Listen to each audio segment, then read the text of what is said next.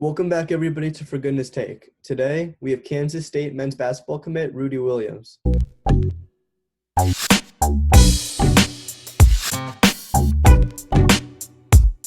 Rudi, how are you today? I'm doing good. Appreciate you having me on the show. Of course. So today we're going to talk some basketball, banter back and forth, and all that good stuff. To kick it off, what is your earliest memory of basketball? My earliest memory of basketball would probably be playing in my neighbor's driveway when I was younger. That was probably when I was like 5 years old when I started actually playing basketball. Okay. You have any siblings that you play in the driveway with? Yeah, I do come from a big family. I have six other siblings, so I never had any shortage of competition. I could always play against either my brothers or my sisters growing up for sure. Would you consider yourself the best athlete in the family? 100%, yeah. If I were to ask that same question to your brothers and sisters, would they agree with that? I mean, my brother that's under me, he's doing pretty well, but I mean, he'd be delusional to say it was him. It's definitely me. Okay. Are you the only D1 athlete in your family? Yeah, as of right now, like I said, I have a younger brother. He's just committed to a JUCO, so I think he'll be on his way. But as of right now, I'm the only D1 athlete. Okay. Do you have a really strong sibling rivalry with all of them? Yeah. No, not really. We just, we're just tough growing up with each other and always gave each other tough love. Hmm. By tough love, what do you mean? Can you elaborate on that? I would say, it was like a no holds bar, trying to like if we were all together, we would pick on the weakest link. Whoever was, just chose to get bullied that day, they were getting bullied, and you just have to suck it up and take it or fight back. Your parents ever intervene with that, or it was just free for all? Yeah, they definitely intervened. They never intervened. I feel like when I was the one getting bullied when I was younger, but when I was doing the bullying, my mom definitely intervened for sure. A little favoritism right there, I see. Yeah, I always got the short end of the stick. It's all right though. When you play basketball, you're really elusive on the court, shake some people. Who do you compare yourself most to in the NBA? Uh, in the NBA, I would say guys probably like Mike Conley, Damian Lillard, Chris Paul, Steve Nash. Point guards like those. I try to steal and mimic stuff that they do in their game, and then take it and put it into mine. Are those some of your favorite players? Yeah, players to learn from. Yeah, overall players probably not, but those are the guys. Like if I'm trying to study and get better, those are the guys I'm watching for sure. Who's your favorite player? My favorite player of all time has to be LeBron. He's my GOAT. I'm not gonna lie. Lakers your favorite team? No, I'm more of a Rockets. I like watching Harden. Like if I'm gonna be a basketball fan, I'm just gonna watch Harden work. It's kind of fun watching him do what he does. Well, the season restarts soon, so I can watch my Lakers and you can watch Harden dominate. Yeah, I wouldn't say. I don't know. You don't seem like a real Lakers fan. I feel like you're just a LeBron fan. But No, I'm from LA. I'm from LA. oh, okay, never mind. Okay, Yeah. okay? You seem solid. You seem solid. Okay. What kind of shook Very you good. right there at the beginning? Pardon? What kind of shook you right there at the beginning? You didn't think I was solid at first. I just seemed like you were just a LeBron guy, like a LeBron bandwagon guy. No. I mean, the past couple of years before LeBron, those were tough, but then we got LeBron and it was a lot nicer, but I did not Yeah. hop on the bandwagon when LeBron came to LA. Okay. Heard you, boss. Heard you. Growing up, though, I liked Darren Williams a lot, so when I was like 8 or so, the Nets were my favorite team. And then my brothers kind of like knocked some sense into me, like, you're from LA. Why are you a Nets fan? It's facts. I mean, I'm from Canada, but if I told you I was a Raptors fan growing up, I'd definitely be lying to you. I was not one of their fans. Do you have some more respect for them now, though, with Nick Nurse and Pascal Siakam, that whole roster? For sure. Yeah. Now that they're finally doing what they're supposed to be doing, you have no choice but to notice it, and you got to respect what they did. They did win the ship last year with Kawhi and all that, so you gotta give respect where it's due. You said you were from Canada. That's where you played high school basketball, correct? Yes, for some of my high school years. Yep. Okay. What was the recruiting process for you like in high school? Um, it was kind of different, honestly, because I feel like you have to do a little bit more to get noticed because wanting to play Division I basketball and wanting to play basketball in America, and I was in Canada, I feel like you just had to do a little bit more just so you could get noticed and people would just know who you are and, get your foot in the door type thing. So I feel like it was different, but I mean, it made you work a little bit harder. It made you grind a little bit more and, made you have a chip on your shoulder for sure. What made you end up at Northeastern Oklahoma A&M? Uh, honestly, Coach Jeremy Jackson, my head coach at Northeastern Oklahoma, he was the assistant coach at the time when they were recruiting me. And me and him just built a good relationship. And then, we just always talked. And I felt like he cared for me besides me being a basketball player, besides me being able to help him win basketball games, stuff like that. He literally cared about, like, me, like how I was doing, how my family was doing and stuff like that. So it wasn't just basketball for him. And when I got there, he ended up getting the head coaching job. So I feel like our bond just, became tighter and stronger. And, that's probably why, the relationship part of it. What was your experience playing at a JUCO for 2 years? Honestly, it was good. It made me hungry. It made me fight. It made me tougher. If I would have went Division I out of high school, I don't think I would have been ready, honestly. So, those 2 years of junior college for sure helped me out. They made me become a better player. And I found out like the true meaning of hard work and like grinding for something that I wanted. So it was pretty good. I don't regret it.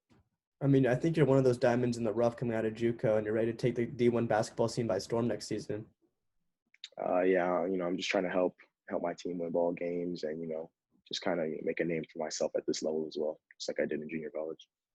Being at NEO, what was your favorite experience, your most memorable experience? I would say probably the bonds I made in the 2 years with the people. Like that place, I'm from a big city, but in Oklahoma, we were in the middle of nowhere. But the relationships I created and the bonds I made with my teammates and people on campus, it made it kind of easier being somewhere that was, out of my element. So I would say the people there. I'll definitely miss the people there for sure. I think the recruiting process for you in high school compared to JUCO were two different stories. As coming out of JUCO, you had loads and loads and loads of offers from high-level schools. So what was the recruiting process for you like coming out of JUCO compared to high school?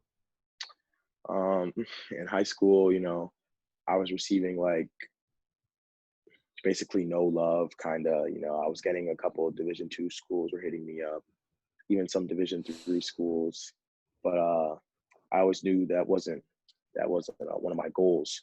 So, my coach introduced me to the JUCO route, and then that's why I ended up going JUCO.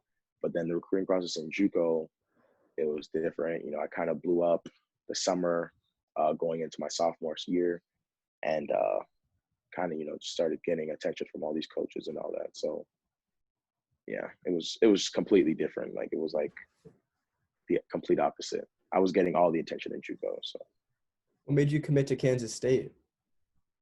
I would just say the relationships I built with those coaches as well. When they were recruiting me, they were literally on me every day. Not a day went by where I didn't hear from either the head coach or the assistant coaches. They always checked up on me.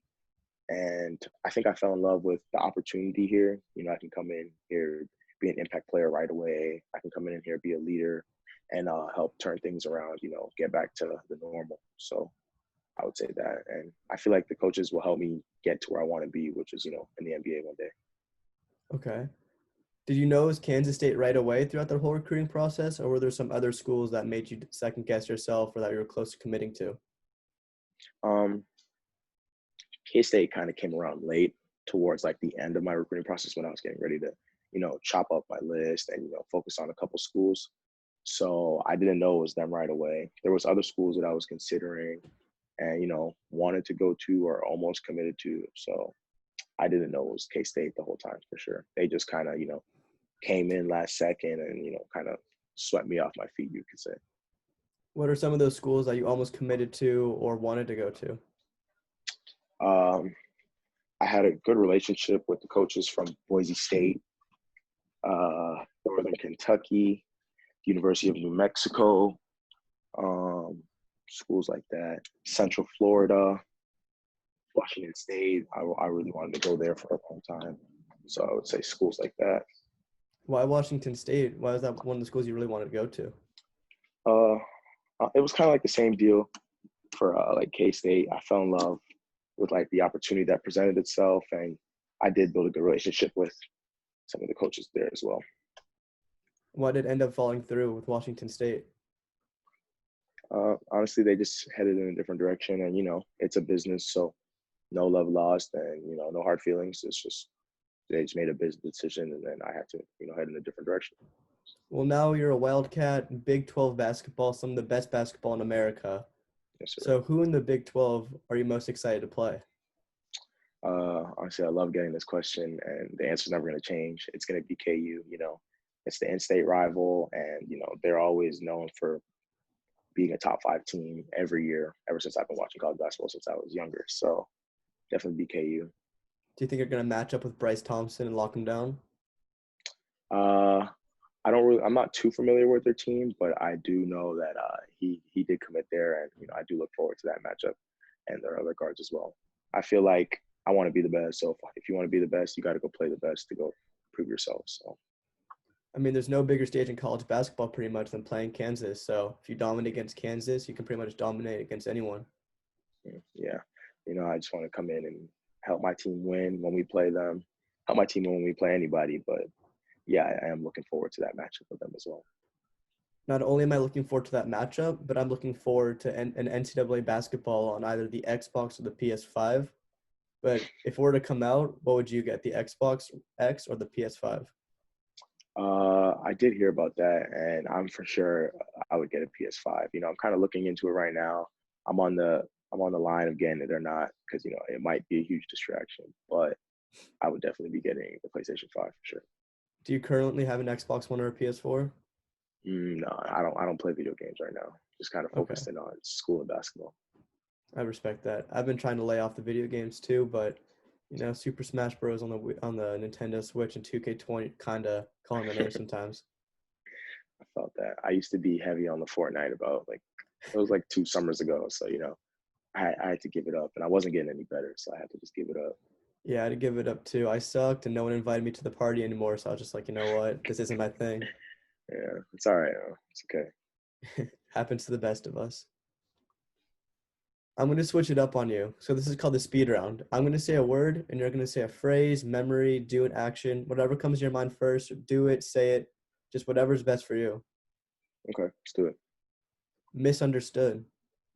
It's understood. I would say, people don't really know who the real Rudy Williams is. It's in my Twitter bio. And, I kind of just live off that. Only, select few know who the real me is. Who's the real Rudy Williams? I would just say, it's kind of like just a humble guy who's just trying to, get after it and, just accomplish my goals, really. I think people have a certain image of me, the people that really don't know me too well, but what they don't know is that's not me at all. I'm a completely different person. So am I talking to the real Rudy Williams right now, or is this fake Rudy Williams? I would say it's the real me. Yeah. Okay. Just So next, SpongeBob. SpongeBob. It's easily my favorite cartoon growing up. So many memories. Honestly, I could talk about SpongeBob forever, and I don't know. When I think of SpongeBob, I just get in a good mood, and I loved watching it as a kid. I mean, I'll watch it now, to be honest. And yeah, Who's your favorite character in SpongeBob? easily SpongeBob. I mean, he's the guy. He's the main character. It's his show, and yeah, that show is easily top 5 of all time. Is your favorite episode the bubble blowing episode? Because I saw that's your profile picture. No, my favorite episode would probably be either the colored Krabby Patties, or the episode when SpongeBob brings the jellyfish home. I kind of like the older episodes more because they were like more like those are like the vintage ones. The newer ones, they're not bad, but it's just like not the same thing. It's what I grew up in. So Be honest with me. Would you ever want to eat a Krabby Patty? yes, yes. I remember back in the day there was the little gummies that we'd get for Halloween, the Krabby Patty candies, and I would fiend for those. So yes, I would definitely try Krabby Did you ever get the SpongeBob Kyrie collabs? Patty. No, I remember when they came out, was contemplating on getting them, but then I seen everybody in the world was getting them, so I was like, I don't want to be a follower. But Nike definitely did their thing with that line for sure. Those Those were were a great nice. shoe. Yeah, Those all were of them. nice. Which one would you have gotten? I would have for sure got the lows, the Mr. Crab lows, the red ones, and then I probably would have got the Squidward Kyrie fives. Like Okay. they're like the turquoise kind of those ones. Yeah, those ones were nice. A guy on my team had those. Yeah, those Nike definitely they did not miss with that line at all. You might get hooked up with the pair being at KSU now. Mm-hmm. We'll see. I don't know. Hopefully, I wouldn't mind wearing them. Okay, KSU, Wildcats, Michael Beasley. Uh, honestly, he was just I feel like the best to ever do it, or one of the best to ever do it here. When we go in the facility, you look up and it says All Americans, and he's the last one on the list so far. So he was the last All American that played at K State, and honestly, everybody knows who he is. He had a good time in the NBA, and I think he just got signed. I think last week by the Nets. I'm pretty sure. So when you think of Michael Beasley, you think of K State, and everybody knows what he did here. Manhattan. Uh, honestly, it's a special place. I've only been here for like a little over a month though, but honestly, I love it. The people here have been great. They say it's the happiest place on earth, and honestly, like that's not far. That's not far off. Uh, I just feel like the people here make it really special. Because like if the people weren't here, it wouldn't be nothing crazy. Because it's not like a LA or New York City or nothing like that. But I mean, it is a special place, and I've enjoyed my time here so far for sure. I'm gonna need to check it out then. Yeah, honestly, I recommend coming here. It's a nice place. When I was coming here, this was not what I expected it to be. It is a very nice place. Last but not least, Rudi Williams. Just say a go-getter, someone who's driven and determined, to kind of just make it and just achieve my goals. Honestly, that's what I think of when I think of Rudi Williams. I'm just determined to go get it. I'm going to switch it up on you one more time. So I'm All a right. 5-star shooting guard from Los Angeles, and I narrowed my list down to 4 schools: UCLA, Washington State, Kansas, and can you guess the fourth one? K-State. K-State. So how are you going to recruit me to commit to K-State so we can form one of the best backcourts in the nation? Um, honestly, I'm gonna build a relationship with you, because I feel like that's the most important thing. Because we're gonna spend a lot of time around each other. We're gonna see each other every day, regardless if we want to or not. So I feel like we got to have a good relationship, have a good bond, and just kind of make sure you fit the style and the mold and the gel of the team. You said you're a 5-star shooting guard. I'm a point guard. I like to get my teammates involved. I know shooting guards love to get shots up, so you can guarantee playing with me, you're going to get some shots up, some wide open looks. I feel like I'd make you better. And then honestly, coaching staff here, they they know what they're doing for sure. They develop talent over the years. They put guys in the NBA for sure. And then last but not least, I would just say the stage of it. I mean, this is arguably the best conference in college basketball. So why wouldn't you come on and test yourself and play against the best? That's my Okay. pitch right there. What's the rest of the team like? Uh, honestly, I love the guys. This whole team is full with a bunch of different personalities, a whole bunch of different characters. But I feel like when we come together as one, it's like the perfect mold. We don't have anyone that dislikes each other and stuff like that. And when we're around each other, it is straight laughs. Like we had a team dinner last Sunday, and for 2 hours, it was literally just laughs and screams and grins from ear to ear. So I'm enjoying the guys for sure. If I commit, what's next? If you commit, what's next? I would say, we're going to get in the gym, we're going to get after it, and, we're going to get ready for the season and, just get better every day. Okay. I think I've heard enough. If everything you're saying, commit to K-State. I'm going to commit to K-State. Yes, sir. Let's do it. MHK, baby. Oh, yeah. It's a special place. You got to come here. I Special need place. to. I need to come out. It's not LA, I'll tell you that, but I mean, it's still a special place for sure. Bucket Sounds list. like it for sure. Culture, the city, the people, everything sounds incredible. Yeah. you got to come check it out. I mean, I can only hype it up so much. This is something you got to see for yourself. I need to. Well, this concludes this episode for Goodness Take. Rudi, thank you so much for being on the show. Any final comments or questions? Thank you for having me, and just go Wildcats. Go Appreciate you, boss. Wildcats. Best of Yes, luck. sir. Appreciate you.